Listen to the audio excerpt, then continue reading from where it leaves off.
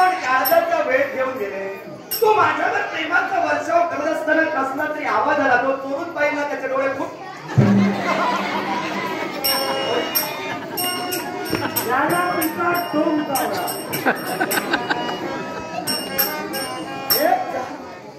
माझ्या काय मिशा अडकत होत्या.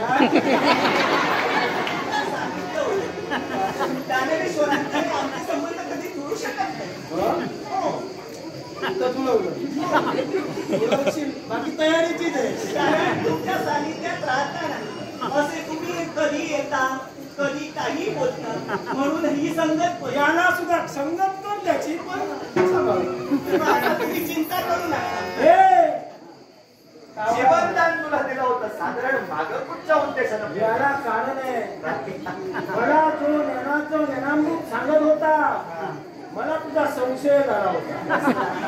हिचा तर जास्तच संशय आला होता. ही काहीतरी भानगड करणार आहे.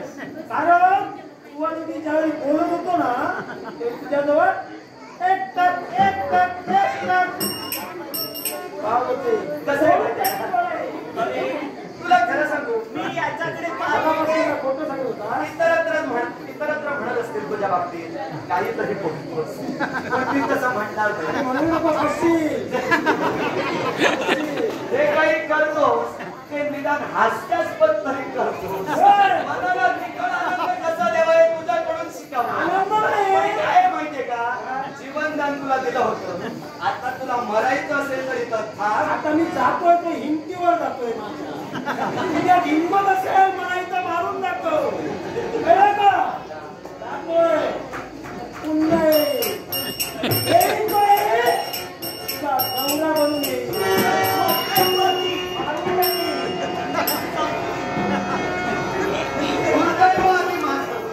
माझ्यासमोर थांबून गेला तुझा गौरा बनून येईल. काय माहिती का, निसर्गाने आपली किमया दिली, पहिलीच भेट झाली. पण ओढ जमली युगायुगांची, जादू कशी घडली आपल्या दोन लोचनांची.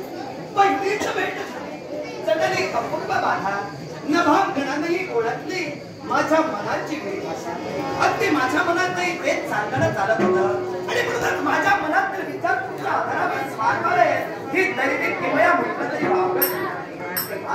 माझा ध्रुव निर्धार लवकरात लवकर तुझ्याशी विवाहबद्ध होऊन सुखाच्या संसाराला मला प्रारंभ